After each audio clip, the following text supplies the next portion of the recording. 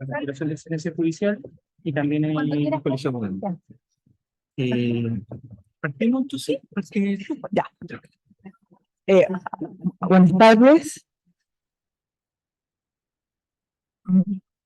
Buenas tardes. En primer lugar, quería saludar al señor decano de la Facultad de Derecho de la Universidad de Valparaíso, don Ricardo Saavedra Alvarado, la señora vicedecana de la misma facultad, la señora Inés Roble Carrasco, a la señora Seremi de Justicia y Derechos Humanos de Valparaíso, doña Paula Gutiérrez Huentuleo, al señor director regional de la Dirección del Trabajo de Valparaíso, don Jorge Andreucci Martínez, al señor director general de la Corporación de Asistencia Judicial, Región de Valparaíso, don Gastón Gaute Estrange, y al señor presidente del Colegio de Abogados de Valparaíso, don Alejandro Gómez Cortés.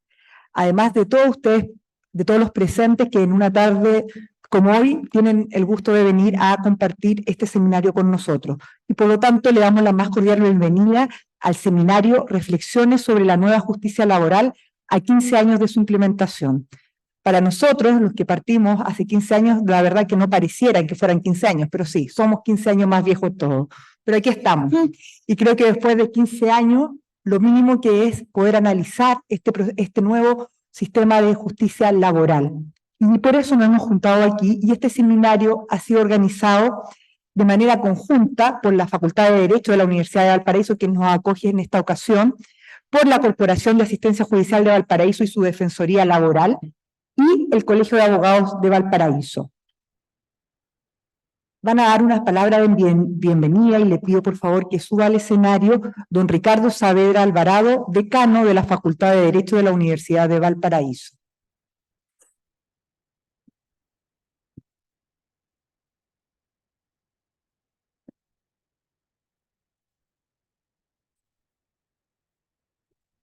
Muy buenas tardes.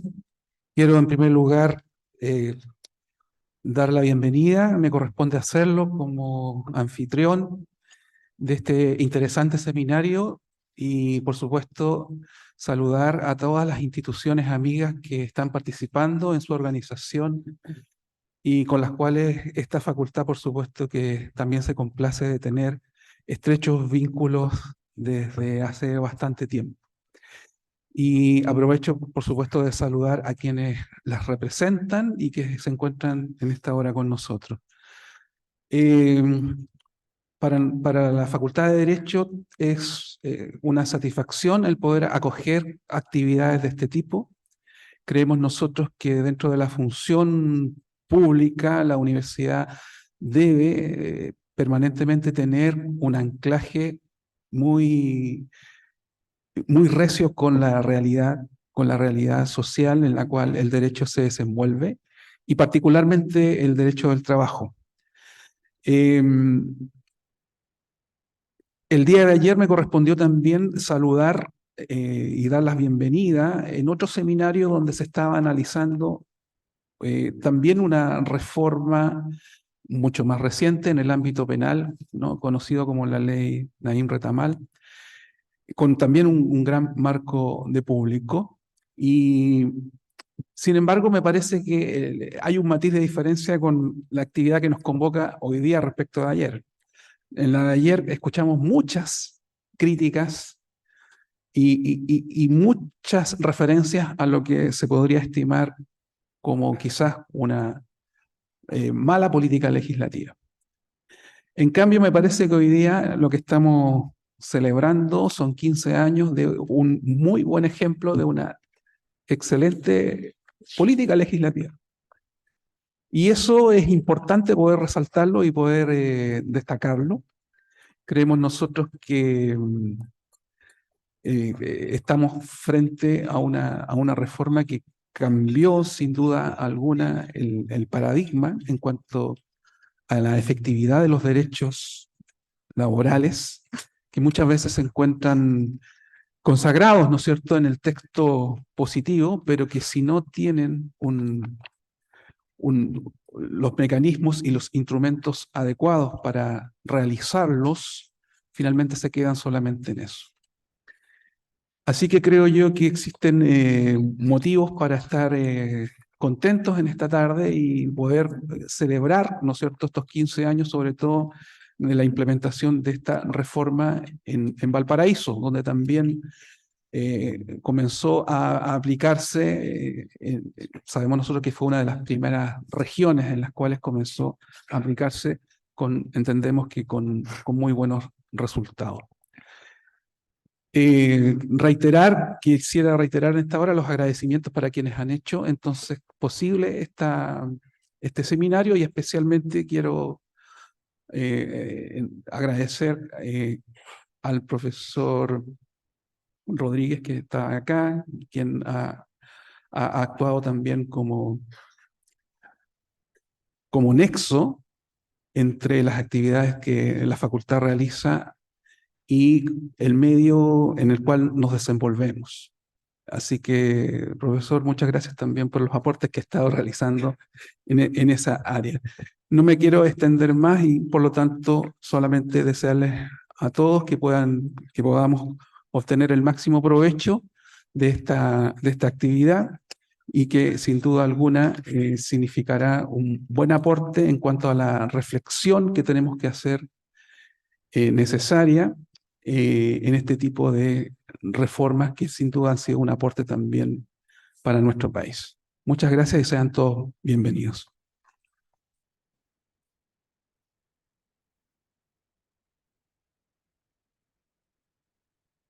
Bueno, esta reforma a la justicia laboral que empezó hace 15 años no hubiese sido posible si no estuviese bien defendido las personas que no tenían recursos, los trabajadores. Y esa tarea la ha ejercido magistralmente la Defensoría Laboral, dependiente de las corporaciones de asistencia judicial. Es por ello que le pido que suba al escenario don Gastón Gaute, director general de la Corporación de Asistencia Judicial de Valparaíso.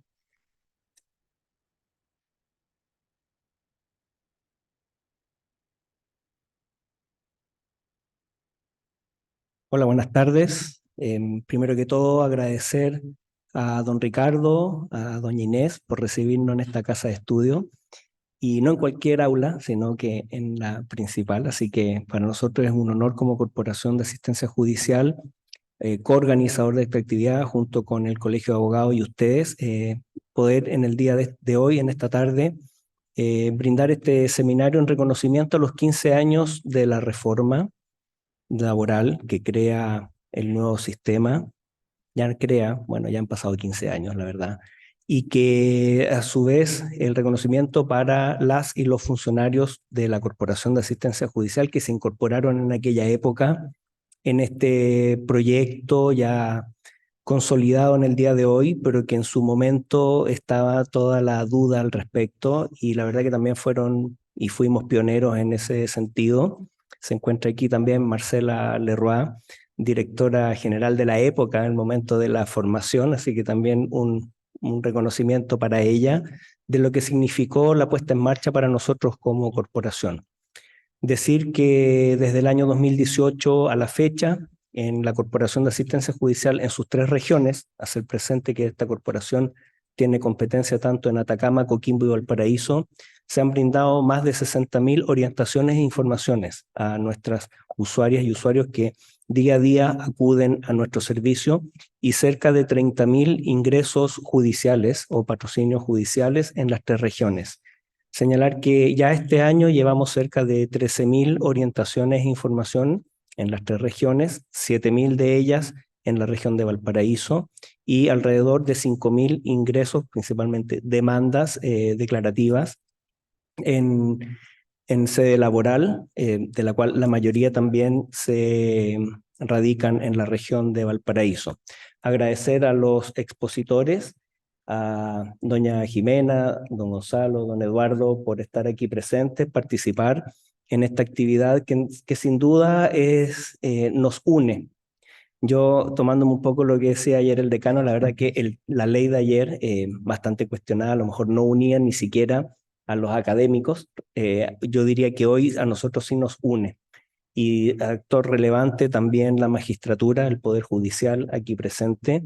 Y en definitiva, en conjunto, defender los derechos de las y los trabajadores, grupos vulnerables que la corporación sin duda también se hace cargo como oficina especializada, pionera en aquella época, y que hoy también seguimos atendiendo a grupos vulnerables, hoy diría en materia de infancia, y también pioneros, la Corporación de Asistencia Judicial en su programa adulto mayor, perdón, el programa Mi Abogado y el programa de la niñez e infancia se defiende. Así que agradezco a todos los actores. Aprovecho de saludar a la Seremi de Justicia y Derecho Humano y presidenta del Consejo Directivo de la Corporación de Asistencia Judicial por acompañarnos también en esta actividad. Como les señalaba, agradecer la presencia de todos ustedes, temáticas muy interesantes, la revisión de estos 15 años. Sin duda que los que nos han tocado patrocinar en algún momento temas laborales, hemos visto cómo esto ha ido cambiando, ha ido mutando y creo que ha ido cambiando para mejor. Así que les agradezco su asistencia y agradezco a cada uno de sus participantes, principalmente a los relatores aquí presentes. Muchas gracias.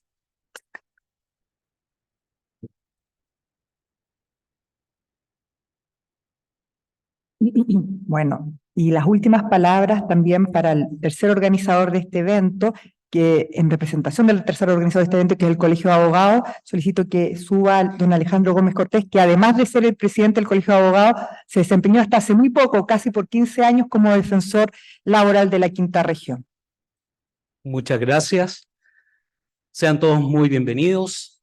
Hago mío los vocativos ya señalados. En primer lugar, agradecer a esta facultad, a la gloriosa Escuela de Derecho de la Universidad de Valparaíso, a través de su decano. Agradecer también al profesor Matías Rodríguez, al profesor también Gonzalo Aguilera, también profesor de esta escuela, por la generosidad de convocarnos a esta actividad.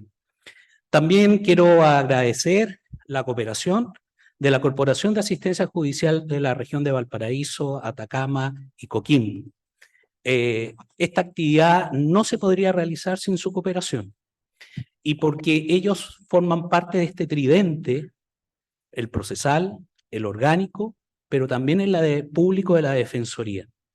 Y recordarles que esta unión de trabajo entre el Colegio de Abogados de Valparaíso, el más antiguo de Chile, y la corporación se viene repitiendo hace mucho tiempo, con diferentes actividades. Estuvimos para los 10 años de la reforma, estuvimos para los talleres de litigación, y agradecer en forma especial a mis ex compañeros de la Defensoría Laboral. Ustedes le han dado dignidad a los trabajadores de nuestro país. Ustedes llevaron a lo más alto en reputación a la Corporación de Asistencia Judicial. Todos los que litigamos laboral sabemos el trabajo enorme y dedicado que hacen todos y cada uno de ellos. Para mí fue un honor, un privilegio, haber trabajado por más de 15 años, no solo en la Corporación de Asistencia Judicial, sino junto a todos y cada uno de ustedes.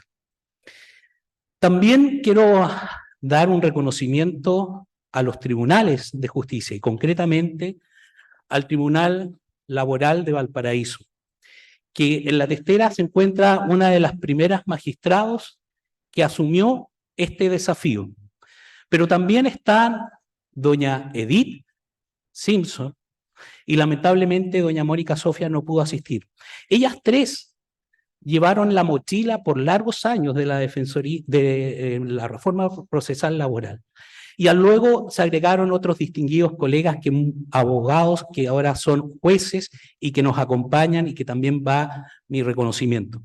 Pero también a los funcionarios que lealmente trabajan día a día por la justicia laboral. En lo personal, la justicia laboral, a mi juicio, con esta reforma que ya lleva 15 años, con todas las críticas que podrían eventualmente generarse, tiene una virtud: le devolvió la dignidad a los trabajadores. Todos sabíamos cómo se tramitaba antiguamente y los juicios, el tiempo que se demoraban para que un trabajador lograra obtener lo que legítimamente le correspondía. Todos también sabíamos que por el sistema que tiene nuestro país de la asistencia judicial a través de postulantes, no siempre la defensa fue del mejor nivel. Todo eso cambió con la Defensoría Laboral. Y en ese sentido, esto es un reconocimiento a aquello. Pero también marca también a los 15 años una preocupación, porque el volumen de trabajo que tiene el Tribunal Laboral en Valparaíso no es acorde con el número de jueces que trabajan y funcionarios que trabajan ahí. Y eso es una preocupación para recuperar la dignidad en el trabajo para nuestros funcionarios públicos. Lo mismo acontece respecto a la Oficina de Defensoría Laboral. Han aumentado el número de salas, pero no así el número de defensores laborales. Y eso es un tema que tenemos que abordar como sociedad.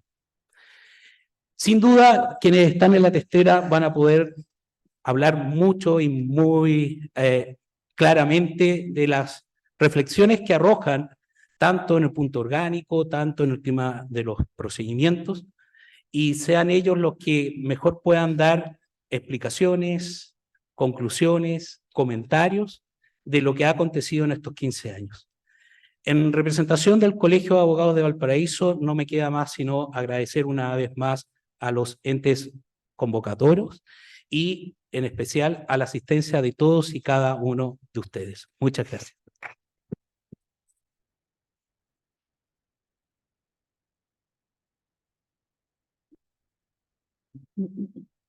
Bueno, durante esta tarde vamos a tener 3 exposiciones.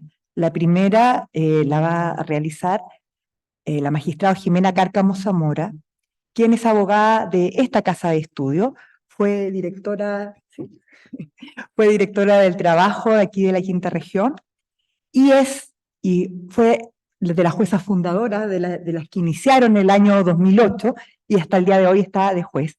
Es una juez exigente, no lo voy a negar, pero no, sus fallos... No, gracias por el eufemismo. No, es verdad, pero los fallos son de una lógica jurídica tan bien elaborados que uno cuando es litigante y tiene un fallo a favor, está feliz cuando va a la Corte de Apelaciones porque sabe que va a poder defender bien ese fallo. Ahora, cuando uno está en la situación que a uno no le dieron el favor, que es difícil crear ese recurso de nulidad, pero bueno. Doña Jimena Cárcamo, yo creo que no se necesita más presentación. Ella nos va a exponer sobre las perspectivas de la reforma a la justicia laboral desde la judicatura. Gracias, Fabiola, por el eufemismo sobre todo utilizado. Exigente. Pude haber dicho otra cosa, o a lo mejor pensado otra cosa. Bueno, hago mío los vocativos de quien me antecedió y de todos los que me antecedieron para saludar a las autoridades, tanto regionales como también a las autoridades de esta casa de estudio. Especialmente puedo decir que estoy muy contenta, gracias Fabiola por recordar que esta es mi escuela.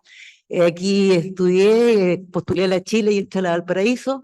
Así es que en el verano me cambiaron a la universidad, pero no importa, las paredes eran los mismos, los profesores seguían siendo los mismos, pero ya no era la Chile, era la Valparaíso, pero qué duda, cada vez que así todo, digamos, esta fue una excelente formación para mí y nunca pensé que con las herramientas que me entregó esta universidad me iba a dedicar en el futuro al derecho del trabajo, eso vino con el tiempo. Efectivamente, además, y antes que se me olvide, quiero saludar a mi colega, mi estimada colega Edith Simpson, a cuyo alero me formé como jueza. Ella, con toda la experiencia, y la de Mónica, Sofía, que lamentablemente no pudo venir, me acogieron como una alumna, digamos, para aprender junto a ella y su enorme experiencia a ser jueza de la República, cosa que llegué ahí y era el primer día de mi vida, antes había sido una humilde relatora por 5 años y un día. Entonces, por eso les saludo con mucho cariño, pero no solamente a ella, sino que a todos los funcionarios, a mi estimado Jorge Pacheco, que es nuestro administrador desde el día 1, con cuya compañía y liderazgo nos hemos ido fortaleciendo como tribunal, y los y las funcionarias que también quisieron acompañarnos el día de hoy, para este seminario, que también son piedra angular de nuestro tribunal y de la reforma, por cierto, claro como no. Mis colegas que también pudieron venir el día de hoy a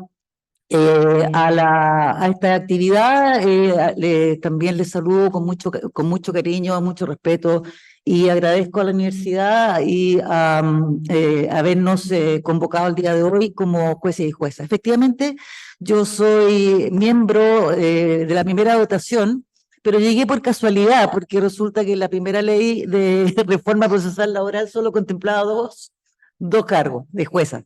Y esos por derecho propio eran de Edith y de Mónica, que eran las titulares del primer y segundo juzgado del trabajo de Valparaíso. Entonces solamente la reforma de la reforma me abrió la puerta a mí para llegar al Tribunal del Trabajo y de Valparaíso. Y efectivamente llegamos ahí para iniciar en Valparaíso, es decir, en la ciudad más grande, en el conglomerado, digamos, más grande, en ese minuto de lo que iba a ser la reforma procesal laboral. Es decir, no había ninguna otra ciudad, hasta ese minuto era Copiapó y Punta Arenas, si no recuerdo mal, los únicos que pequeñas ciudades o ciudades, digamos, de mediano alcance, los que habían experimentado con esto, y por tanto nuestro desafío era, junto con la Oficina de Defensa Laboral y todos quienes, digamos, formamos la comunidad de esta reforma, abogados del foro privado, etcétera, nuestros funcionarios y funcionarias, a enfrentarnos a esta reforma en una ciudad como la nuestra, con 3 comunas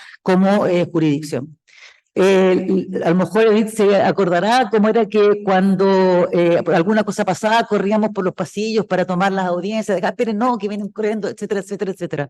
Rápidamente nos dimos cuenta que no éramos suficientes, que no lo íbamos a hacer y que no teníamos nada que hacer para evitarlo. Simplemente lo que hicimos fue poner a disposición de este gran sueño, ¿no es verdad?, toda nuestra energía, todos nuestros conocimientos, todo nuestro valor, y apoyarnos, ¿no es verdad?, en nuestros funcionarios y funcionarias. No son nuestros, siempre digo mis funcionarios, no son míos, son del tribunal. Los funcionarios del tribunal y las funcionarias del tribunal, liderados, como dije, por nuestro administrador Jorge Pacheco. La reforma laboral procesal o procesal laboral, y esto es para mí una constatación, se hizo con el raspado a la olla. Y a pesar de que se hizo con el raspado a la olla, un 4 chauchas, como suelo decir, es la reforma más exitosa de todas, en mi opinión también. Efectivamente, estoy de acuerdo con los que me antecedieron para decir que en realidad esta reforma, que le prometió mucho a los trabajadores y trabajadoras de nuestro país, les cambió efectivamente la situación en la que se encontraban antes frente a sus derechos. Les prometió, ¿verdad?, y hasta el día de hoy les sigue prometiendo justicia oportuna, entre otras cosas, ¿verdad? Abogados y abogadas especializadas en la Oficina de Defensa Laboral de forma gratuita. Gran parte de esas promesas se han cumplido, porque efectivamente la Oficina de Defensa Laboral ha hecho un trabajo, digamos, muy encomiable para especializarse y dar una justicia, o sea, dar una asesoría a cambio de sin retribución monetaria, ¿verdad? Y es especializada. Sin embargo, hay muchas otras cosas en las que estamos al debe. Me acuerdo que, o sea, también no quiero dejar pasar la oportunidad para decir que esta reforma nos planteó, por lo menos en Valparaíso y en muchas partes del país, cuando se empezó a multiplicar en las otras regiones, muchos desafíos, porque era la primera reforma procesal en la que se iban a discutir, digamos, materias del derecho privado. Del derecho que se conoce como derecho privado, que podría ser entre particulares más que derecho privado, y donde había un esquema, donde hay un esquema que pronto, espero, algún día se va a llegar a replicar en la justicia civil, y en la que nosotros Debemos tener nosotros digo, no solamente los jueces, sino que todos y todas los que participamos, intervenimos en esta reforma, unos solidísimos conocimientos sobre el derecho sustantivo y más que sólidos también conocimientos en derecho procesal. Y eso lo hemos aprendido a hacer procesal laboral y procesal civil también, libro primero y segundo.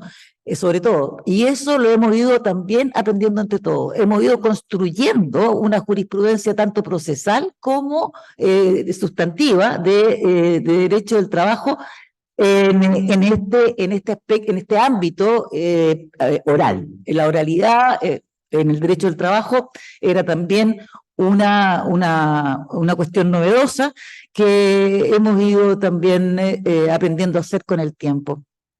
Pero nos falta mucho, nos falta un edificio digno, por ejemplo.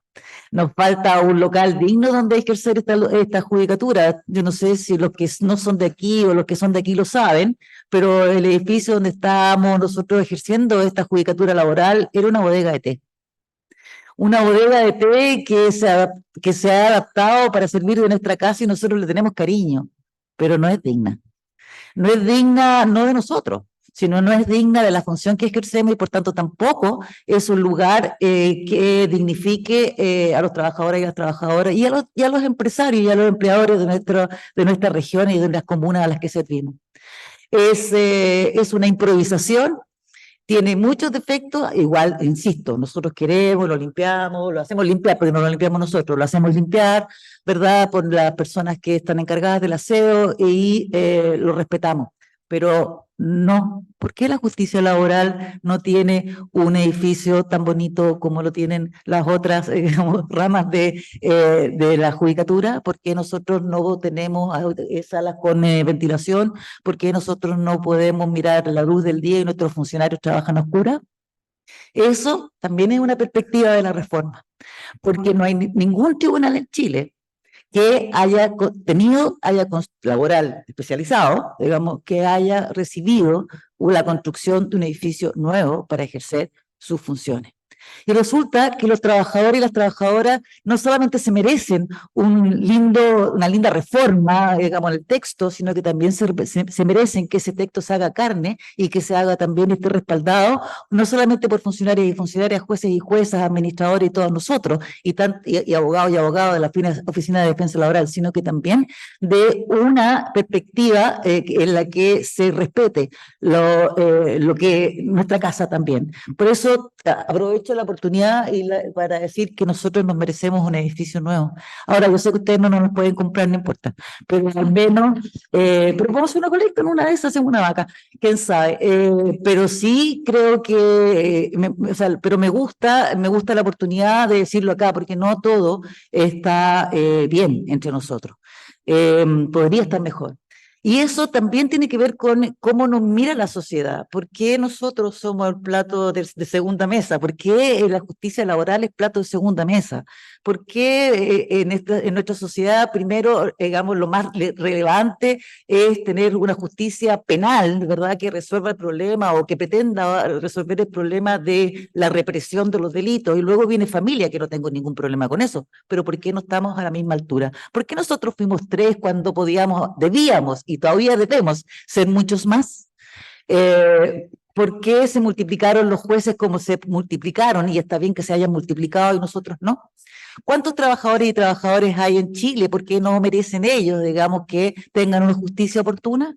Desde nosotros, desde el Tribunal del Trabajo, y todo el mundo dice, ay, los jueces del trabajo trabajan tanto. Sí, nosotros trabajamos mucho, pero hoy día no le estamos dando lo que le prometimos a los trabajadores, lo que la ley le prometió a los trabajadores. No le estamos dando una justicia oportuna. Hoy día estamos agendando, porque no podemos hacer otra cosa, y con mucho pudor lo digo, para agosto del próximo año. Perdón, julio-agosto del próximo año. Eso no es justicia oportuna. Eso no es justicia oportuna, y si seguimos en este mismo camino, vamos a llegar al estado de cosas como estaban cuando se planteó la reforma. Hoy día es un juez, una causa, un juez, una causa. Yo, mis colegas, estamos disponibles para un solo trabajador simultáneamente. No estamos disponibles para cientos de trabajadores como lo estaba Edith o Mónica cuando ella, para firmar el despacho. Pero lo que hemos ganado ha sido, entre otras cosas, la oralidad. Pero no le estamos dando, no estamos cumpliendo la promesa. Aún así, pienso desde mi condición de juez, que esta reforma es una reforma que respeta a los trabajadores y a las trabajadoras en cuanto son ciudadanos y son artífices de su propio juicio. Pero también tienen que ir los trabajadores y las trabajadoras a las audiencias. Muchos de ellos, un poco inducidos por los abogados y las abogadas, no van a sus audiencias. Bueno, por favor, me pegan una patada por debajo, porque si no yo puedo hablar hasta que le quedan 30 segundos, maestra. No, 32. Ah, bueno, está bien. ¿Ya la mitad de 30 segundos? Ya, bueno, y esa es una, o sea, ya son dos cosas que me parece que a pesar de todas las bondades que tuvo y la letra de la reforma procesal laboral, estamos al debe. Uno es una justicia que efectivamente le dé la dignidad a partir del lugar donde se ejerce la judicatura, ¿no es cierto?, de nuestro edificio, y otra que le dé y responda a la dignidad que le hemos ofrecido, que le prometió el texto de la ley en términos de oportunidad. En eso estamos totalmente al debe. O sea, en realidad lo mejor de la judicatura, o sea, de la reforma somos nosotros. ¿Sí o no? Ya digan que sí.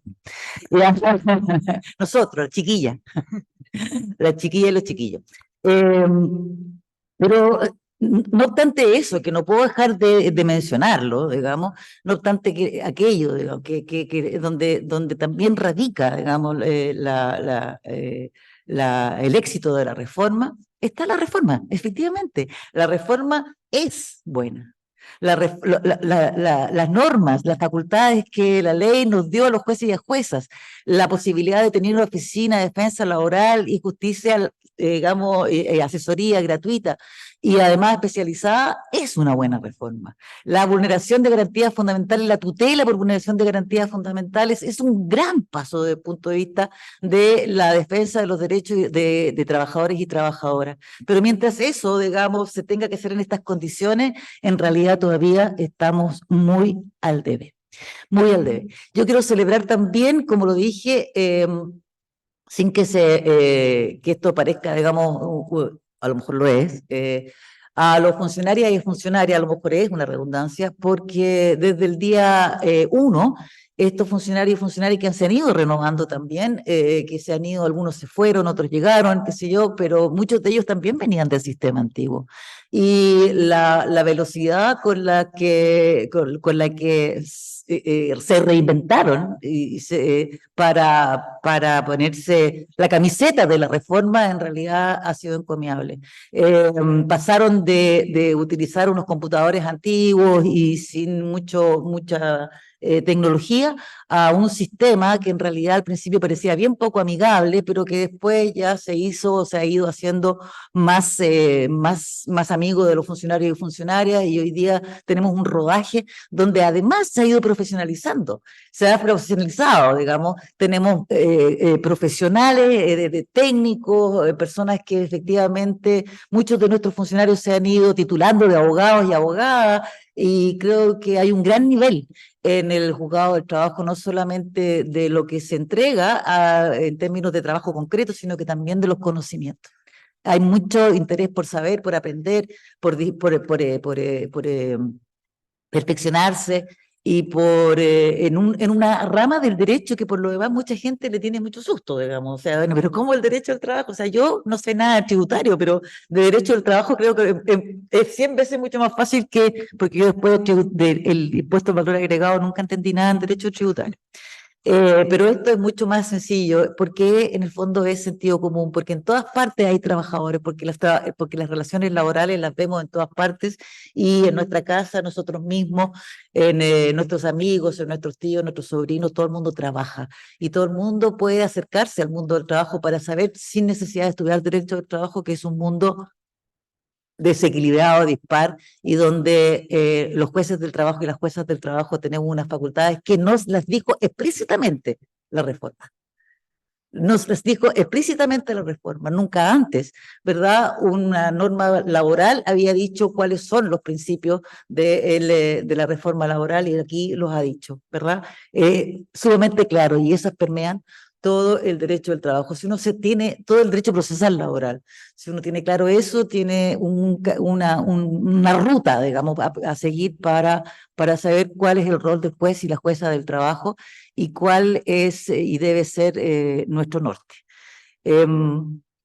Yo no soy una jueza, ¿cómo me dijiste, Fabiola? Exigente. Exigente, ¿no? Yo soy una jueza jodida. Así que dígalo con todas sus palabras nomás.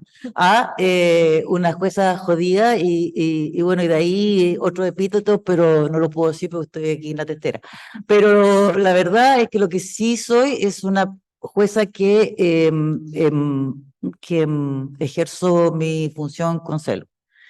Sobre todo al dirigir las audiencias. O sea, la verdad es que creo que entre todos tenemos que generar el diálogo que supone un proceso. Si tenemos la oralidad, es una bendita oportunidad para dialogar sobre el conflicto, para que cada uno cumpla su rol y nos podamos encontrar en un lugar donde haya comunicación humana en torno a un conflicto que no es ni mío, ni de los abogados, ni de las abogadas, ni del tribunal, es de las partes, de las personas que se encuentran, y las instituciones, empresas, etcétera, que se encuentran frente a nosotros y a los que nosotros les debemos una solución justa. Por otra parte, una de las cuestiones, y con esto termino, Fabiola, que también trajo la reforma procesal laboral, es darle también relevancia a la conciliación. Y la conciliación es, a mi juicio, la mejor forma, la más correcta, tal vez incluso la más perfecta, de aproximar los intereses de las partes para una solución pacífica de sus controversias y una solución de calidad. Y es por eso que, a mi juicio, y no sé, los que me conocen como jueza, se darán cuenta que más allá de poner en marcha el proceso sobre el proceso propiamente tal, lo que más me parece que es una oportunidad de la reforma y no la podemos desaprovechar, es darle este lugar a la conciliación y generar condiciones para que los intereses de las partes sean respetados en aquella medida en que cada uno está dispuesto a sacrificar parte de ellos en función de un arreglo donde los individuos, trabajador y empleador y el representante del empleador, para su empresa, para la empresa que representa, pueda comprender que la mejor y más valiosa y más justa solución es la que se compone de el diálogo entre ellos y de la posibilidad de ajustar sus intereses a la realidad.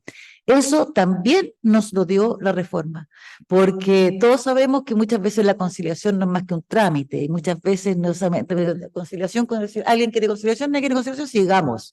Hoy día la conciliación es un lugar donde nos tenemos que quedar todo lo que sea necesario, a ver si no, si gastamos todas las oportunidades para lograrla, si no, seguimos adelante. Pero eso también nos trajo la reforma. Y con eso te digo, muchas gracias. Perdón, por lo poco.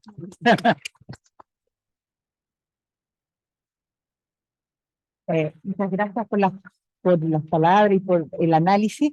Yo solamente quiero agregar, ya que estamos en una casa de estudio, que la importancia del derecho laboral y el derecho procesal laboral debería empezar en las casas de estudio y con procesal laboral obligatorio, porque por lo que yo sé, en ninguna facultad lo tienen y creo que es fundamental. Acuérdese, mija, que yo estudié con el decreto ley 2200. Yo también. Oye, Pamela. Pero tampoco con esto. Bueno, la segunda exposición la va a hacer el señor Gonzalo Aguilera Chaparro, abogado también de esta casa de estudio, no es porque estemos aquí que tenemos dos expositores de esta universidad, magíster en Derecho con especialización en litigación oral en California Western School of Law, San Diego, California, Estados Unidos. Él actualmente es el abogado jefe de la Oficina de Defensa Laboral de Valparaíso y es profesor de Derecho Procesal Laboral de esta casa de estudio. Él nos va a exponer sobre un interesante tema que es los debates de exclusión probatoria en el proceso laboral. Gracias, Fabiola. Primero que todo, mis saludos a todos y todas las personas presentes. Hago mío los vocativos también de quienes me hicieron uso previo de la palabra. Hago mío también lo dicho por Fabiola de derecho procesal laboral que no sea un ramo lectivo que sea obligatorio, así que también hago mío aquellas palabras, por cierto, que duda cabe. Antes de comenzar también se me encomendó, hay algunos jueces que están en algunas actividades gremiales, me pidieron expresamente que dieran las excusas, así que también las transmito acá públicamente, algunos jueces que lamentablemente no pudieron asistir por esas razones y doy esas excusas.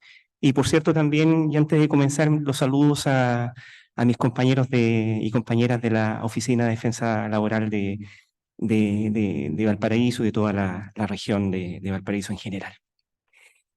Dicho eso, vamos a lo nuestro. Quisiera partir con una imagen literaria y me voy a referir al cuento de José Luis Borges, Funes el Memorioso. Para los que conocen la literatura de Borges, en ese cuento el personaje principal padecía de hipermnesia y podía recordar con total exactitud, había una total exactitud entre el hecho mismo y la remembranza. Por cierto, en esta imagen borgiana el personaje se presenta como alguien enfermo, tullido, de alguna manera atormentado por esa memoria en exceso, exponiéndonos así una idea de una memoria perturbadora, quizá un poco fútil. El narrador, Borges, ¿no?, en un tono crítico, irónico, señala, y cito textual: sospecho, sin embargo, que no era capaz de pensar. Pensar es olvidar diferencias, es generalizar, abstraer. En el abarrotado mundo de Funes no había sino detalles, casi inmediatos. Y claro, Funes muere sin trascendencia alguna. Borges se adelanta mucho a la neurociencia y esta idea de que la memoria tiene que ser selectiva, no podemos recordar todo con total exactitud. Y parto con esta cita literaria porque en el proceso de alguna manera pasa algo similar con la actividad probatoria.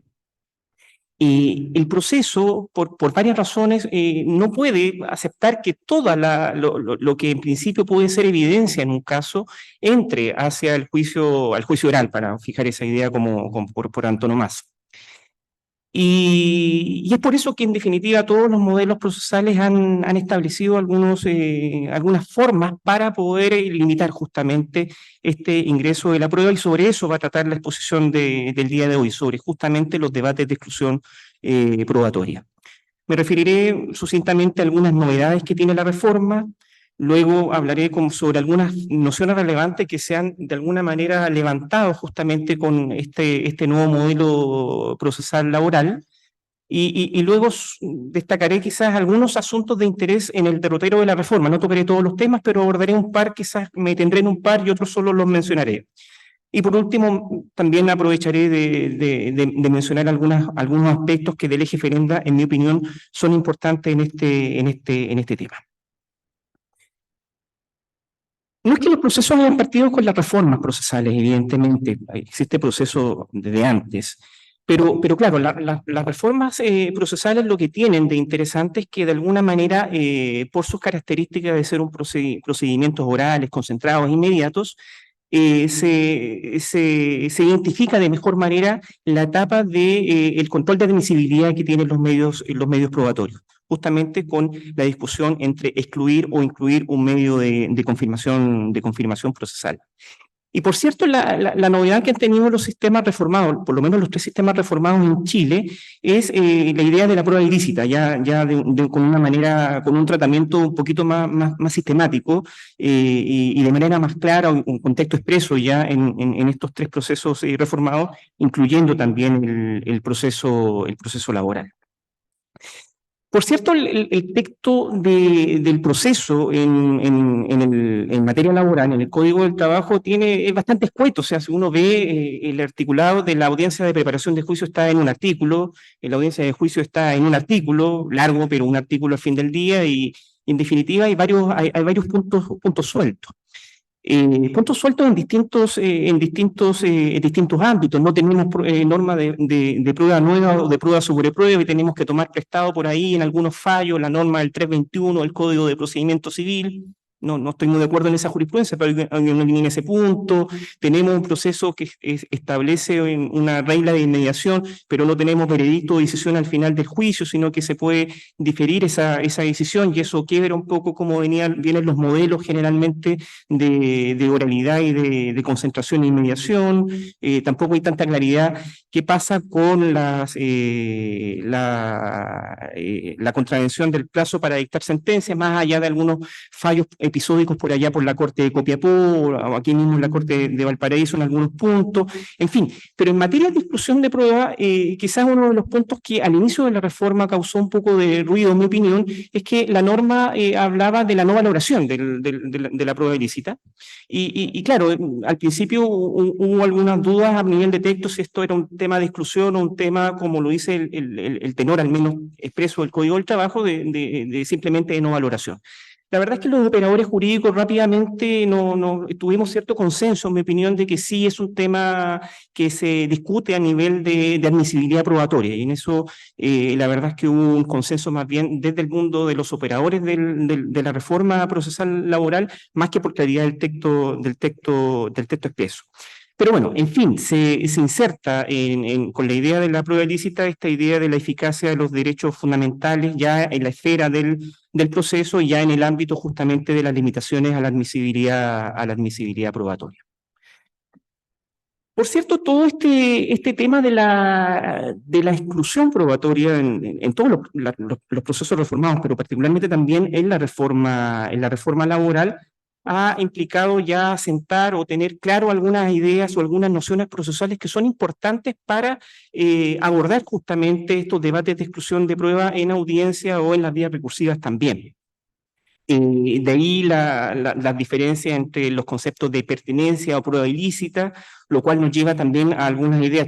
Esto es tarufo, no estoy descubriendo el agua tibia en este punto, distinguir entre lo que es el aspecto lógico de la prueba con los aspectos jurídicos de la prueba, vale decir, cuando una evidencia tiene una utilidad epistemológica para la acreditación de un hecho o tiene relevancia, digamos, en el juicio de los hechos, del aspecto jurídico que no tiene que ver con la utilidad epistemológica, sino que más bien con razones jurídicas por algunos valores o principios que para el ordenamiento jurídico son importantes a la hora de determinar si un medio probatorio ingresa o no ingresa a un proceso.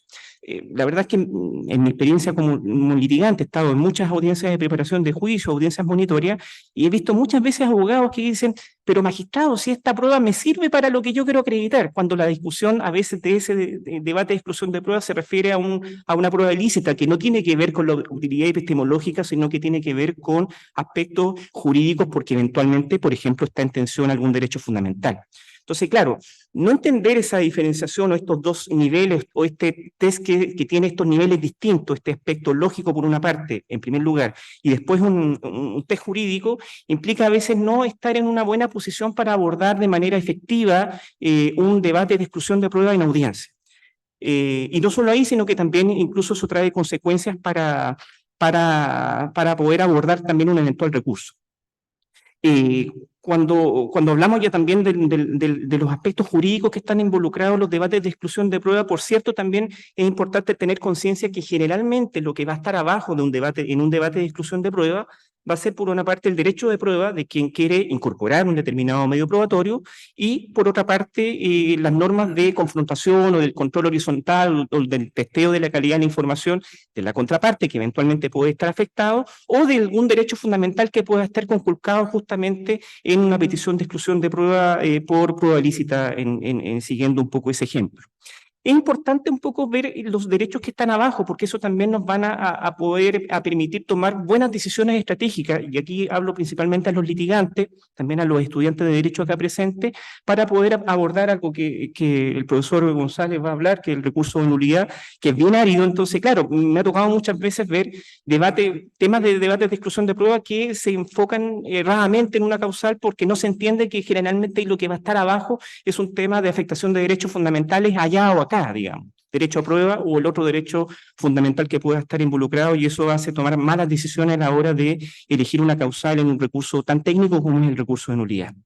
En fin, no dilataré esto, pero estos son puntos que son importantes tener en vista y que el sistema de reforma en el proceso laboral hace necesario que los actores y los litigantes particularmente puedan tener claridad en estos temas para poder abordar de manera eficiente un debate de exclusión de prueba.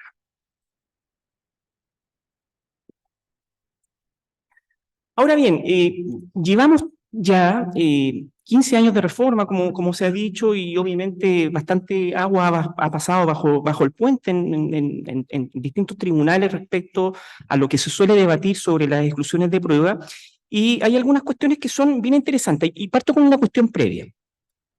En materia laboral, efectivamente, la vía para poder, cuando uno le va mal en un debate de exclusión de pruebas, sea esté en el rol de quien pretende excluir o de quien pretende incluir un medio probatorio, generalmente será, salvo el recurso de reposición, será posteriormente el recurso de nulidad. Recurso de nulidad que en general en materia laboral es conocido por las respectivas cortes de apelaciones. No existe un recurso de apelación directamente sobre el debate de exclusión de prueba, como si los penalistas los tienen respecto de algunas exclusiones de prueba cuando es prueba de cargo del Ministerio Público. Los penalistas también en el proceso penal que tiene un recurso de nulidad también tiene la diferencia de que algunas causales son conocidas por las Cortes de Apelaciones, pero hay otras que son conocidas directamente por la Corte Suprema y precisamente la causal de afectación de derechos fundamentales es una de las causales de recurso de nulidad que es conocida por la Corte Suprema, lo que ha permitido que en materia procesal penal quizá vengan líneas un poco más unificadas de criterios en los debates de exclusión de prueba desde el máximo tribunal.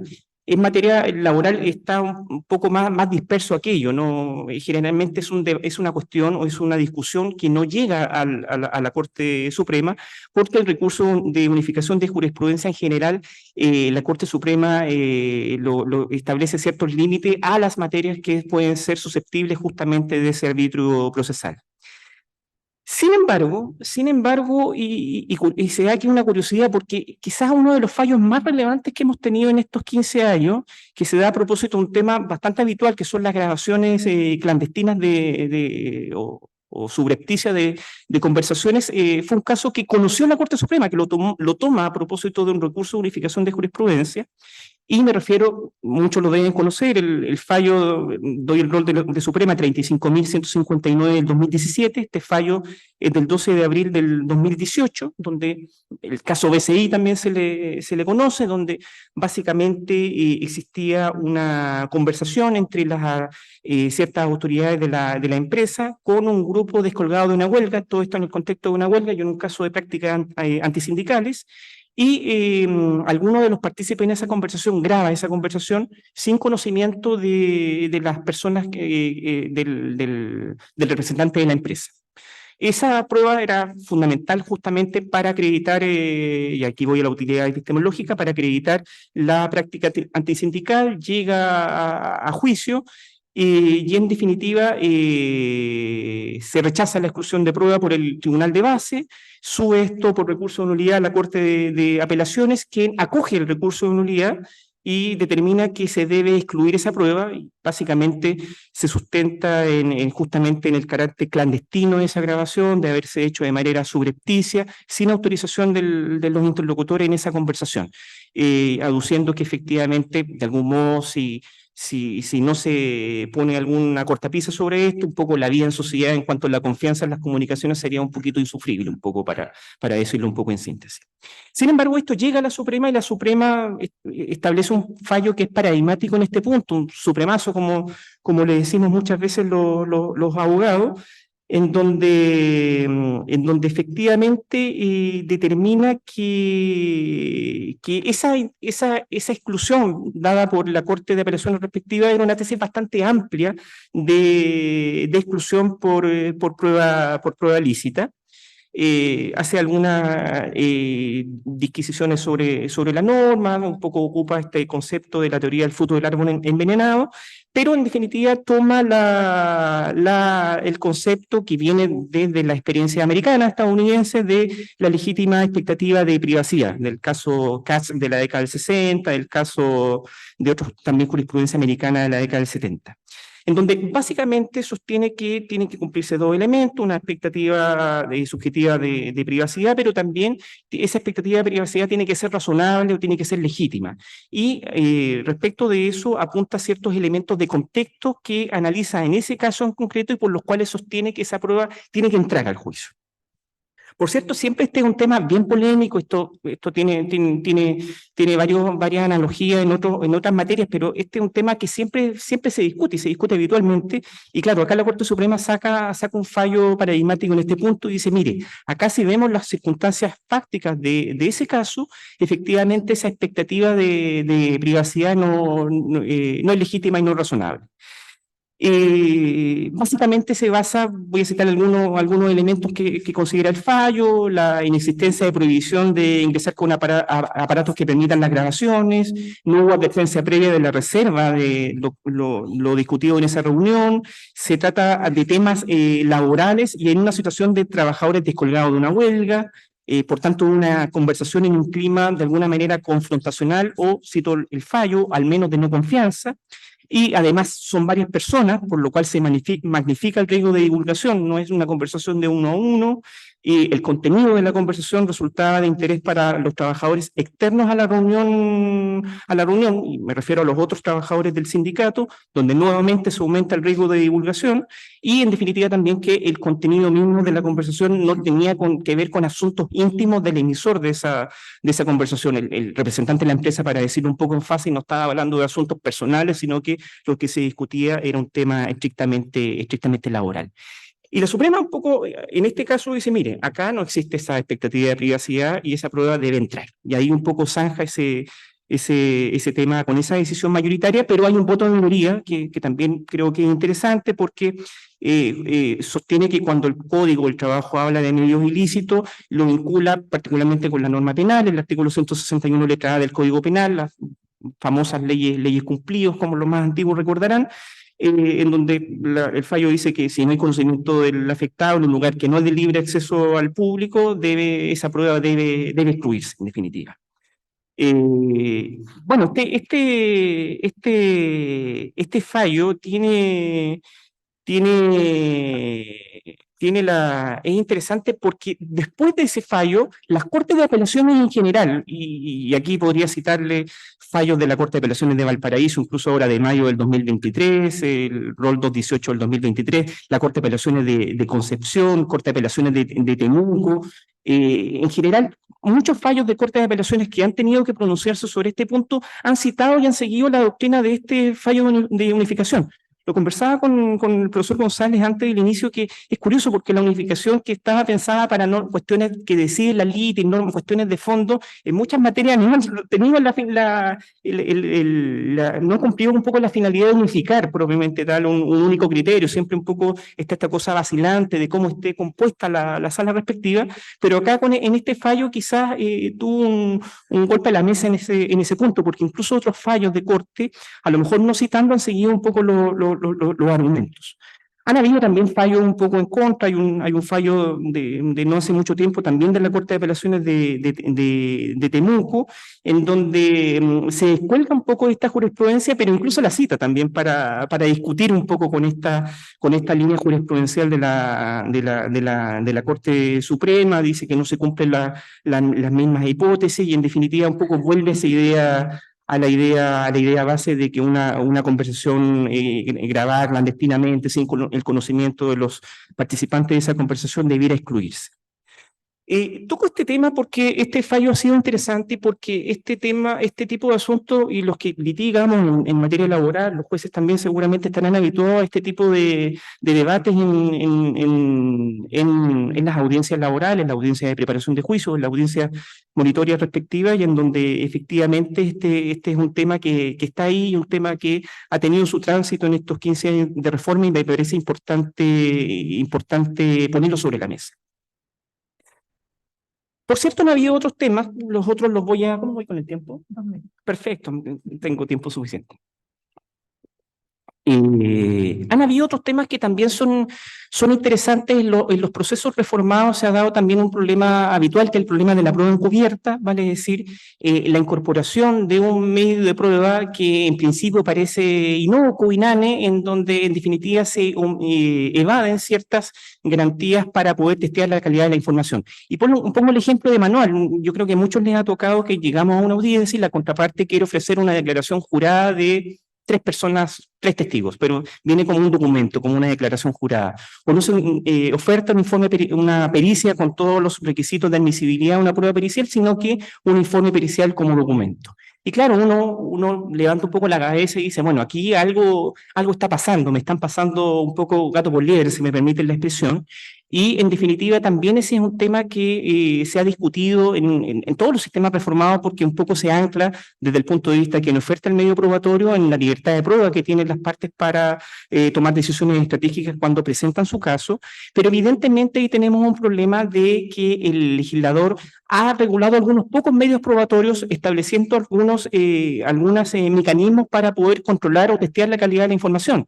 En la prueba testimonial una persona tiene que ir a declarar a un tribunal, declara bajo juramento, hay un delito, incluso si efectivamente miente en una declaración judicial, está el contraexamen, que quizás es la antonomasia del derecho de confrontación que tienen las partes, y evidentemente cuando se evaden esos mecanismos de control mediante una prueba encubierta, en definitiva tenemos un problema.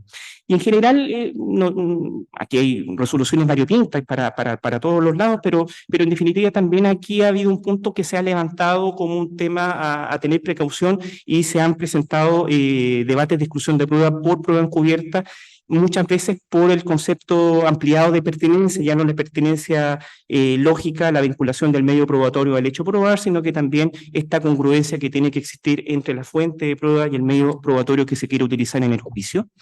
Y también por un problema de infracción de garantía, generalmente por un tema de debido proceso.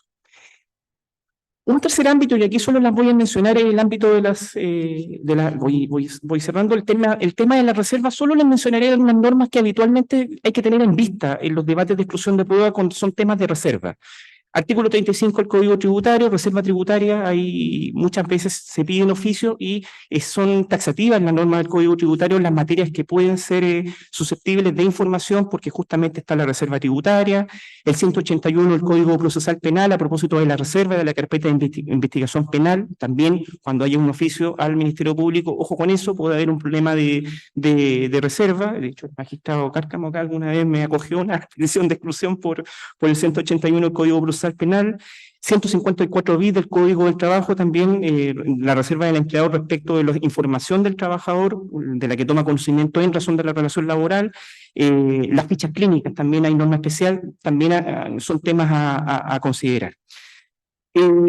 Quería tocar algunos temas de jeferenda, los voy a dejar solo por honor al tiempo. Quería cerrar en estos puntos. Creo que hay varios, solo mencionar algunas cosas que creo yo que debieran pensarse quizás en futuras reformas. El tema de los peritos, los requisitos especiales de admisibilidad a la prueba pericial, tenemos que recurrir a las normas del Código de Procedimiento Civil y no cuajan bien efectivamente normas de un proceso escriturado a un proceso oral concentrado e inmediato, y ahí tenemos algunos problemas. El tema de la prueba nueva, que ya un poco lo insinué, tenemos que acudir a la norma del 321. Yo soy de los que piensa que no debiera haber prueba nueva en el proceso laboral, pero hay fallos de corte que han ocupado la norma del 321. Es un poco rasposa la interpretación, pero claro, no tenemos una norma que lo resuelva de manera expresa. El tema de las medidas prejudiciales para preparar la entrada en juicio, un poco esta idea del discovery, por ser una relación asimétrica, el trabajador no tiene acceso a esa información, se tiene que acudir a las normas del CPC, del Código de Procedimiento Civil. También creo que ahí podría haber un tema interesante desde el punto de vista del legiferenda. Solo señalar que un poco cerrar con la idea que mencioné al inicio, no puede entrar toda la prueba en proceso, sino en definitiva vamos a terminar como el personaje de Borges, el personaje de Funes el Memorioso, enfermo, tullido, muriendo sin trascendencia, y la idea es que el proceso penal, un poco como se ha dicho, cobre fuerza y vigor, y por tanto tengamos conciencia de justamente las normas que reinan en este tema de los debates de exclusión probatoria, y eso es lo que quería compartir esta tarde con ustedes. Muchas gracias. Muchas gracias, Gonzalo. Bueno, para evitar que las personas se sigan yendo, no, tengo que decir que después hay un coffee break, pero para los que esperan, los que tienen la paciencia. Y aparte que está muy interesante los temas tratados, pero vamos a continuar con un tema también muy interesante que lo va a dar don Eduardo González Lara, quien es abogado de la Universidad de Chile, magíster en Derecho con especialización en litigación oral en California Western School of Law, magíster en Derecho Procesal y doctor en Derecho de la Universidad Nacional de Rosario, Argentina, profesor de Derecho Procesal de la Universidad de esta Casa de Estudio, fue relator de la excelentísima Corte Suprema y fue el primer jefe de estudio de la Oficina de Defensa Laboral de Valparaíso. De hecho, fue mi jefe, un gran jefe, y no porque esté aquí, porque ya hace mucho tiempo que no es, y aprendimos todos los defensores que están aquí, mucho de él, sobre todo en procesal. Yo procesal lo aprendí en la Oficina de Defensa Laboral, no en la Escuela de Derecho. Y va a tratar un tema muy importante, que de hecho fue uno de los temas, a lo mejor, que siempre fue discutido previo a la reforma, durante y posterior, que es el tema de los recursos procesales en la nueva justicia laboral. Muchas gracias, Fabiola.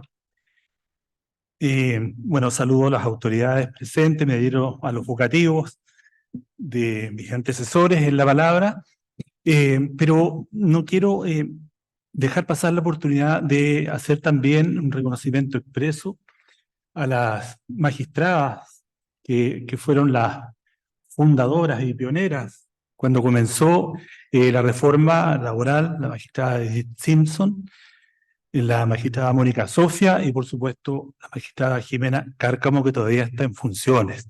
Les digo magistradas a propósito de que veo alumnos allá.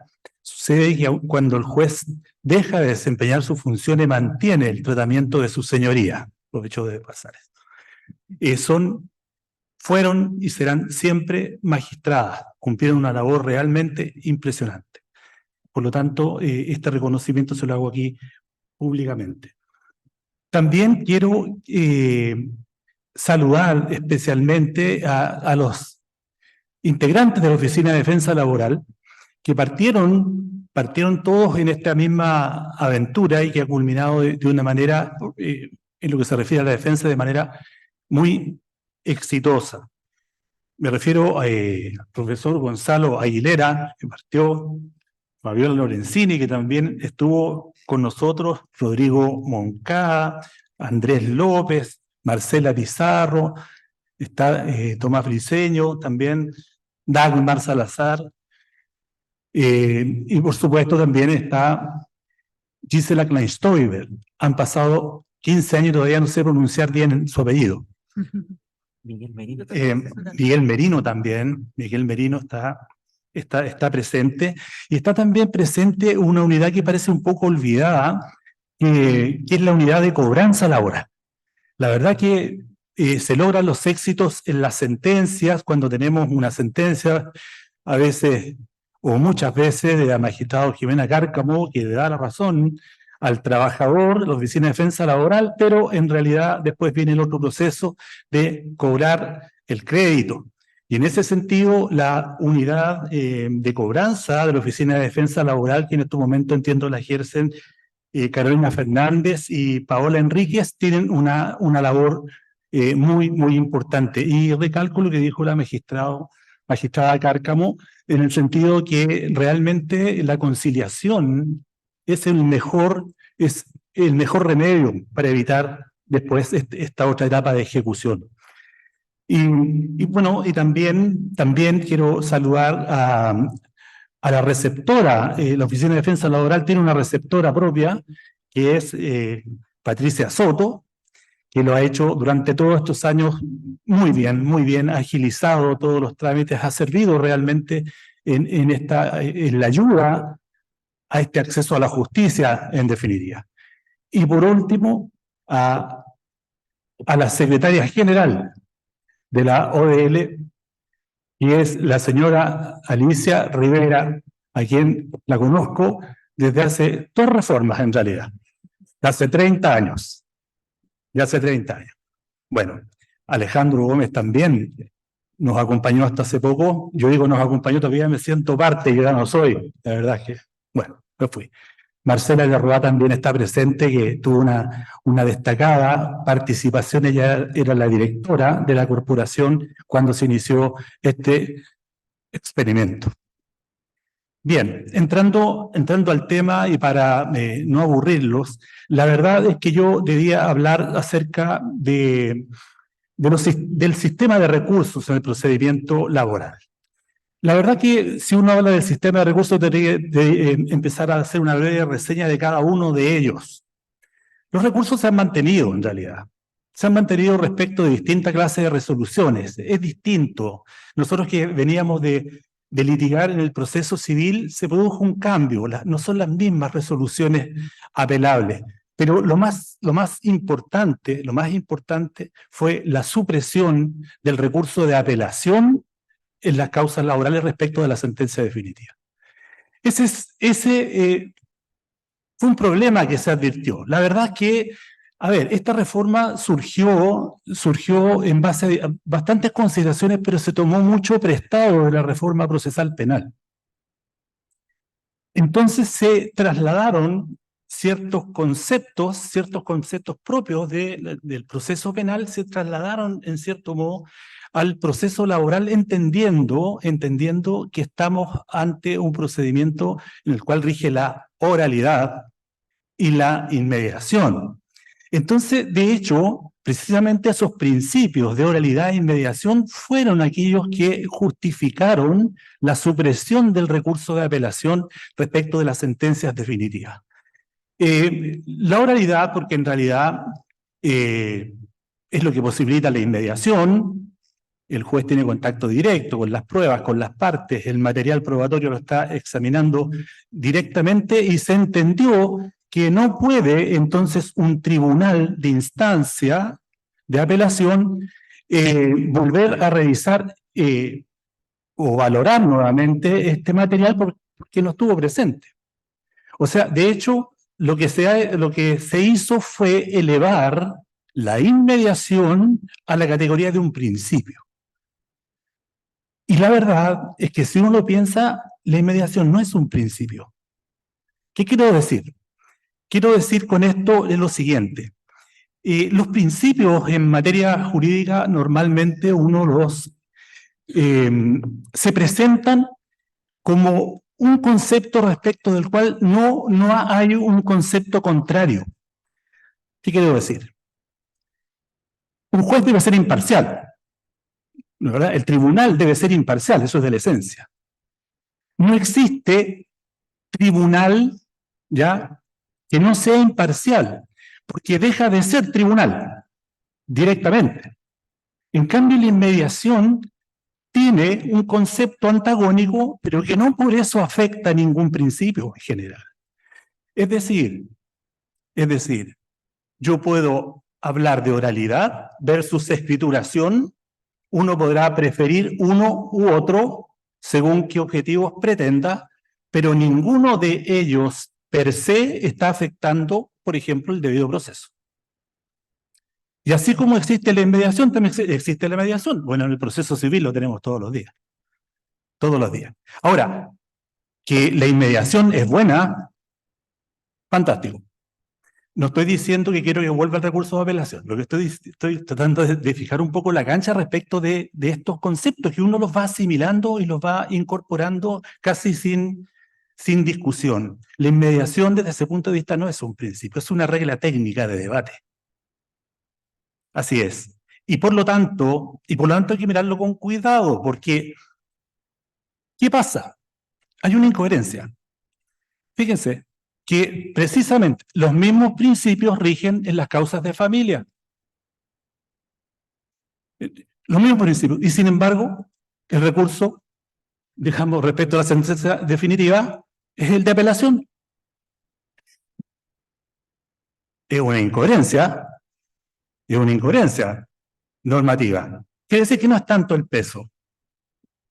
Ahora, ¿y por qué estoy diciendo esto?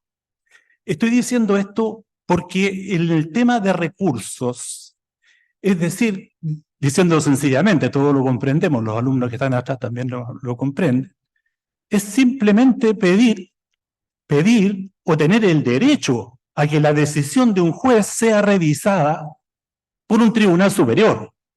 Por un tribunal superior. ¿Ya? Eso lo denominamos el derecho al recurso, y eso está reconocido en el Pacto de San José de Costa Rica. Y se ha entendido integrante del debido proceso. ¿Se entiende integral? El Tribunal Constitucional lo ha dicho muchas veces, el derecho a la revisión del fallo integra un justo y racional procedimiento. Nuestra Constitución actual, no sé si vendrá otra, ¿ya? Por lo menos no define lo que es el debido proceso, habla de procedimientos, investigaciones racionales y justas. Y por lo tanto, dentro de esos dos parámetros se integra esto del derecho al recurso. Entonces, ¿con qué nos estamos topando? Y eso quiero poner el acento, que se advirtió desde un principio y se sigue manteniendo. Un criterio restrictivo de interpretación del recurso de nulidad laboral que posibilite efectivamente la revisión del fallo, porque también uno de los estándares del derecho al recurso es que permita la revisión integral de la sentencia. Y esta revisión integral, poniéndolo en simple, se refiere a los aspectos de hecho y de derecho. Es decir, la revisión para que se satisfaga el derecho al recurso como una garantía debe comprender ambos aspectos, hechos y derechos. Hay algunos que van a decir, y lo saben, algunos que dicen, no, la distinción entre hecho y derecho la verdad que es un poco artificial, porque en realidad uno aunque hable de derecho siempre va implícito un hecho, que es el hecho que toma en cuenta la norma. Ya, pero no vamos a entrar a esa discusión, lo vamos a decir en fácil, hechos y derechos. ¿Y qué ocurre? ¿Qué ocurre? ¿De qué base partimos para la revisión? Partimos de lo siguiente, que quien dicta la sentencia es un juez unipersonal. Ya dirán ustedes, ¿qué tiene? ¿Ya? Claro, normalmente el juez de primera instancia es un juez unipersonal. Ya, de acuerdo. Es un juez unipersonal. Por lo tanto, y ustedes lo saben, el fundamento de los recursos es una cosa súper sencilla, es que es la falibilidad humana. Los jueces se pueden equivocar. Por eso existe el derecho a revisión. Hay que remediar un error. La idea no es que se diga la última palabra por un único juez. No solo es un juez unipersonal, sino que además es de única instancia. Y ahí está el problema. Porque el concepto de instancia ya se entiende doctrinariamente como la posibilidad de revisión tanto de los aspectos de hecho y de derecho, ¿no es cierto? Y se satisface con el recurso de apelación. Eso es lo que nosotros entendemos, ¿no es verdad? Recurso de apelación. Pero hay una norma, no me acuerdo en este momento, pero debe ser el 188, me parece, del Código Orgánico, que dice que la competencia de que se haya revestido un tribunal lo puede ser para fallar en única instancia, no, puede ser para fallar en primera instancia de modo que su sentencia sea apelable, susceptible de recurso de apelación. Es decir, la instancia, solo hablamos de instancia en la medida que exista recurso de apelación. Si no hay apelación, no hay instancia. El juez laboral es un juez unipersonal y de única instancia. ¿Por qué recalco unipersonal? Porque en otra clase de procedimiento, con el procedimiento laboral, el tribunal del juicio oral está integrado, es un tribunal colegiado. ¿Y ahí qué tiene que ver? Bueno, el tema de que sea un tribunal colegiado es que se produce el control, se habla del control horizontal. El debate va haciendo el control y por lo tanto las posibilidades de error son menores. Son menores. Entonces, ahí se puede explicar entonces por qué no es bueno que el juez sea de única instancia en ese sentido. Entonces, ¿qué es lo que tenemos? Que existe un único recurso para pedir la revisión de la sentencia. ¿Ya? Aquí yo no estoy hablando ni de favorecer a una u otra parte. Yo soy de los que cree que el proceso es un método, es un instrumento, no es un fin en sí mismo, no está al servicio de ninguna de las dos partes. Desde el momento que el proceso se pone al servicio de una de las partes, ya tenemos un problema. Es neutro, ambas partes deben tener la misma oportunidad. Bueno, ¿qué pasa con el recurso de nulidad? Tenemos un recurso de nulidad que desde su estructura aparece con las mismas causales, salvo dos, de el recurso de casación en la forma y del recurso de casación en el fondo. Hay dos causales que no están, que es la infracción de garantías constitucionales, del 477 me parece que es, y la otra es la infracción a las reglas de la sana crítica. Entonces, ¿qué es lo que pasó? Desde las primeras sentencias dictadas por las Cortes de Apelaciones, se empezó a poner el énfasis, posiblemente por la similitud de estas causales, ¿ya?, en que era un recurso de derecho estricto. O sea, eso lo estamos viendo permanentemente. Es un recurso de derecho estricto y por lo tanto se le impone el deber a la parte de precisar una serie de cosas. Pero hay algo a ver, como peor todavía en este análisis que estoy haciendo, un análisis muy superficial, la verdad es que en el fondo es como para plantear el tema. Si uno entiende el derecho y la tutela judicial efectiva como una forma de realización de la justicia, de llegar a la justicia del caso, el recurso debe estar, digamos, debe ser interpretado de manera que llegue a ese resultado lo más posible. Un tema de justicia. Fíjense, hay una sentencia de la Corte de Apelaciones de Copiapó, no habrá ningún ministro de Copiapó, no. Bien. De fecha 20 de agosto de 2021, porque si no, no lo digo. ¿Ya? ¿Ya? Dice, miren, ¿qué es cuestión fundamental? Al rechazar un recurso, uno le dijo que es cuestión fundamental invocar en primer término la naturaleza de recurso de derecho estricto, la que impide el recurso de nulidad laboral, y al respecto esta Corte ha señalado que el recurso de nulidad es un medio de impugnación de derecho estricto, al cual la ley le impone exigencias que deben ser cumplidas por la parte recurrente, sin dejar de considerarse que se está atacando la validez de un fallo y no lo que el recurrente puede estimarse como su justicia. O sea, ¿qué importa la justicia? Aquí estamos agotándonos en un formalismo. No interesa la justicia. ¿Por qué? Porque es un tema de validez. Y se nos han metido muchas cosas nosotros mismos como abogados, como por ejemplo, entender que esta forma de mirar es correcta, esta forma de mirar el recurso de nulidad. El recurso de nulidad común tiene que ser amplio. Y tiene que ser amplio porque nosotros, al adscribir a tratados internacionales, ¿no es cierto?, estamos reconociendo e incorporando el derecho al recurso, revisión del fallo del Tribunal Superior, y las sentencias de la Corte Interamericana de Justicia han señalado, a ver, el derecho al recurso debe significar la revisión integral, hechos y derechos. Entonces, nosotros nos encontramos con multitud de sentencias que son casi todas calcadas, ¿ya?, cuando nos dicen, por ejemplo, que, mire, usted no precisó qué principio de la lógica, ¿ya?, se vulneró, ¿ya?, y por lo tanto, el recurso no puede prosperar porque es de derecho estricto. Usted tiene que señalar cuáles son los principios de la lógica, por ejemplo, o de las máximas de la experiencia, los conocimientos científicos. En realidad, el tema de las máximas de la experiencia y los principios de la lógica es donde se mueve un poco el recurso. Entonces, ¿qué es lo que ocurre? Si uno examina todas las causales y examina las posibilidades de revisión del fallo que dan todas las causales, el espectro es amplísimo. El diseño normativo del recurso de nulidad no impone ninguna restricción. Ninguna de las restricciones que nos están señalando las Cortes. Ninguna. Miren, ¿cómo está concebida la apreciación de la prueba de acuerdo a la sana crítica? Porque hay todo un tema, ¿ya? Eso de la sana crítica, en realidad lo que se controla es el razonamiento del juez. Cosas de ese tipo. ¿Ah? O sea, como diciendo, mire, me importa el razonamiento, no me importa el medio probatorio. O sea, ¿cómo puedo analizar el razonamiento prescindiendo del medio probatorio? Es raro, pero no hemos acostumbrado a eso. Miren lo que dice el 456, para recordárselo, y sobre todo para los alumnos que están ahí presentes.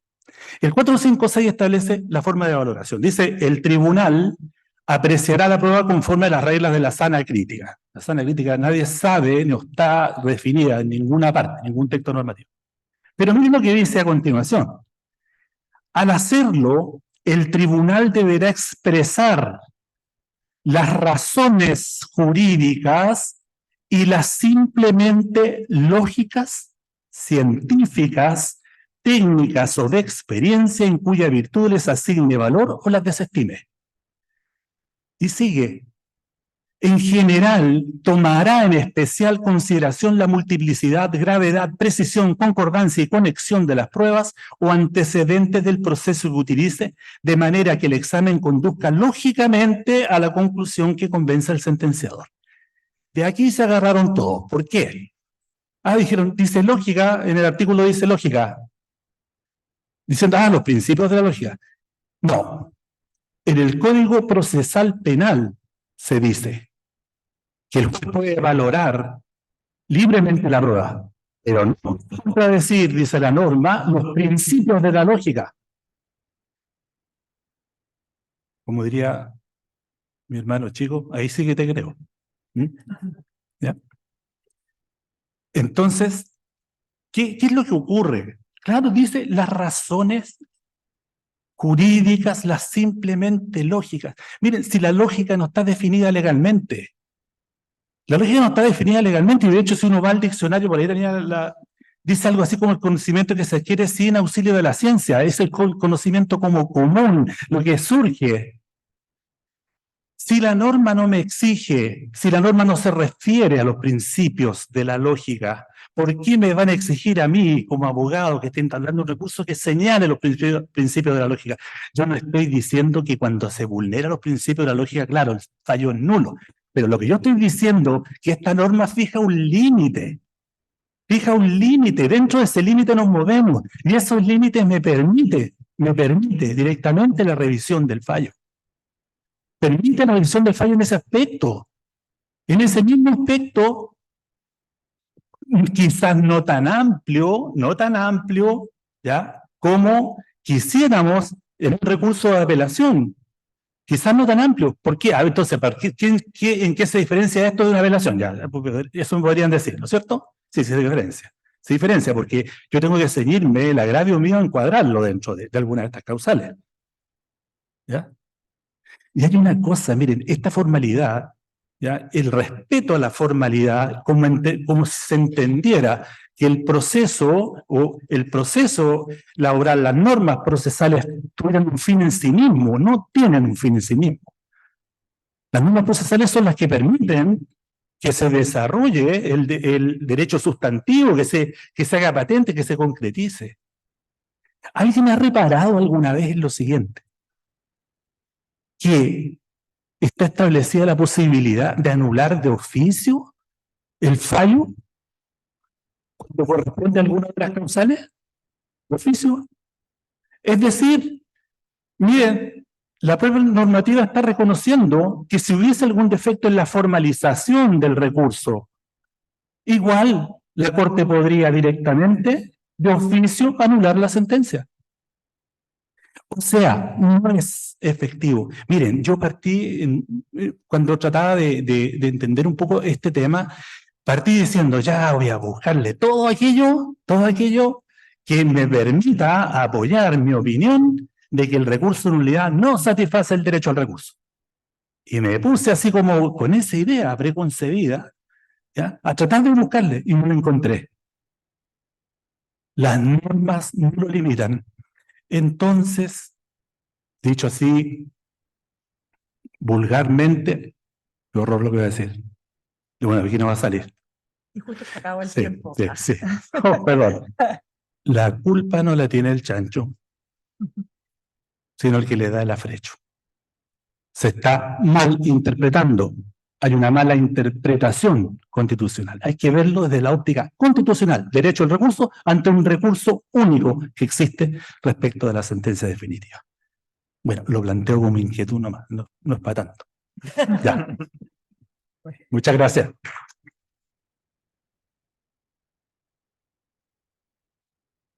Bueno, les dije que con eso aprendía mucho procesal, o sea, aquí fue una manifestación. Bueno, agradecer a los tres expositores, creo que ha sido una temática muy bien tratada, primero por la magistrada Jimena Cárcamo, el tema también de la prueba y el tema de los recursos. Y para continuar, y para que no hacer más largo también esto, queremos como Colegio de Abogados hacer un reconocimiento a las juezas que iniciaron esta reforma ya en el año 2008.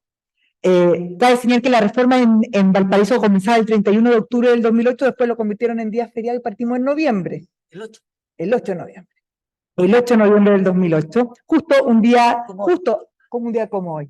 Entonces, vamos a pedir en primer lugar que suba la magistrada Edith Carmen Simpson Orellana, a quien yo también le tengo mucho cariño, y nosotros decíamos, hay una frase que ella decía cuando llamaba conciliación: cada abogado, cada parte sabe su verdad. Y de verdad llegábamos a acuerdo, y yo creo que, como decía, la conciliación, como decía la magistrada, generalmente yo creo que a veces hasta es más justa que las mismas sentencias, en el sentido... Así que, bueno, Alejandro Gómez, presidente del Colegio de Abogados, le hace entrega a la señora Edith Simpson de un reconocimiento. Ahí. Sí. Y les voy a pedir que se queden en el escenario, señora Edith.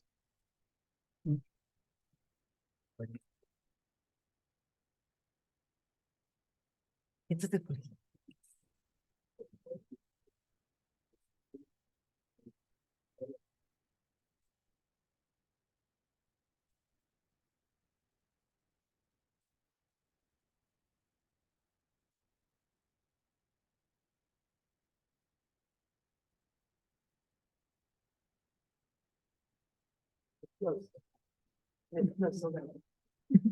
muchas gracias. Muchas gracias. Estoy muy emocionada y que no tengo palabras.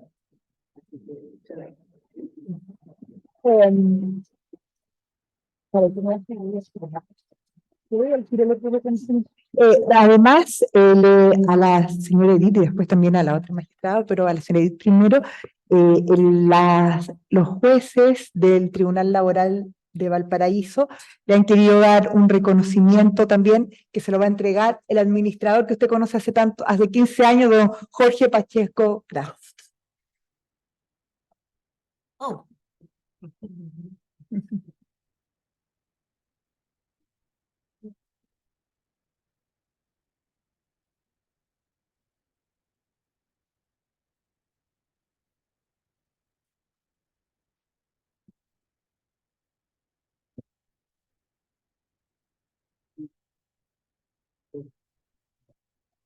Gracias.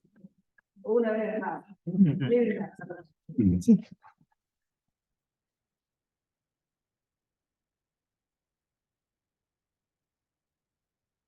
Bueno, también otra jueza que ya dijimos que fue de las fundadoras, doña Jimena Cárcamo, por favor, si se puede levantar, ¿sí? Para que el presidente en nombre del Colegio de Abogados le entregue un reconocimiento.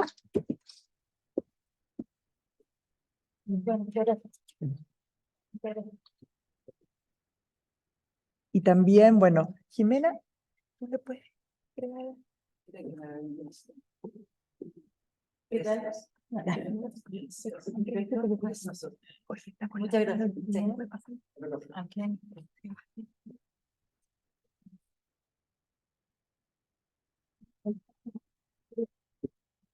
Además, bueno, también las magistrados y magistradas del proceso. ¿Por qué se me sienta? Hoy día voy a poner yo la regla. Aquí no se manda solo a señora Jimena Cárcamo. Hay autorización y no se puede parar ahí porque las juezas y jueces del Tribunal Laboral de Valparaíso también le han querido hacer un reconocimiento que lo entrega a doña Jimena Tricot, funcionaria del tribunal.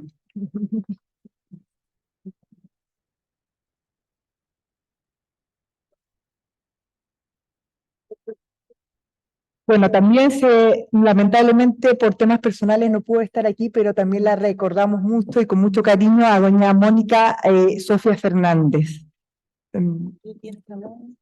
Marcela Leroy no la veo. Allá está. Ah, Marcela, yo no te había visto, que recibe el reconocimiento en nombre de la magistrada Mónica Patricia Sofía Fernández, Marcela Leroy.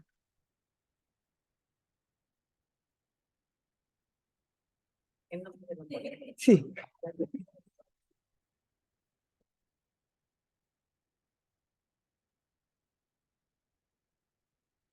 La verdad que cuando ahora una vez, todos los jueces que tenemos, no sabemos cómo partieron solo 3 juezas a cargo de todo, Valparaíso, Viña del Mar, Concón.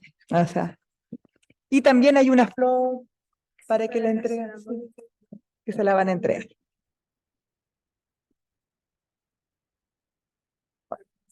¿La foto? Ya.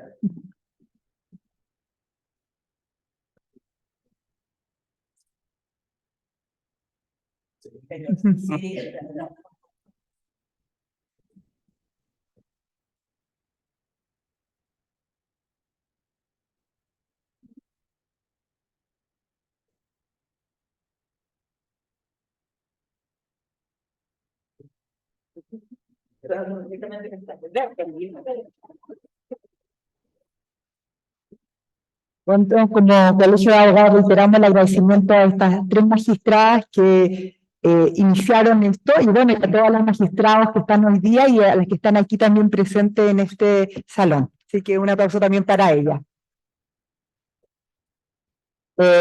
Bueno, perdón, ¿puedo tomar la palabra solo un segundo para dar las gracias expresamente? Yo sé que Edith está muy emocionada y que a Mónica le habría gustado mucho estar acá con nosotros y nosotras para recibir este inmerecido regalo y también agradecerle a los funcionarios y funcionarias, a los magistrados y magistradas del tribunal que a través de Jorge y Jimena nos hicieron entrega de tan precioso regalo. ¿Verdad que te interpreto, Edith? ¿Sí? Bueno, ok. Buena onda. Gracias.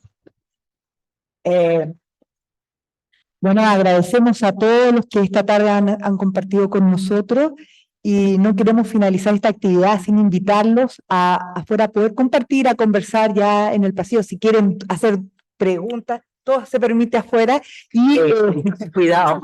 Casi. todo lo Casi todo, ¿no? aquí a la salida de este evento. Siempre que no regrede a la buena costumbre. Exactamente. La moral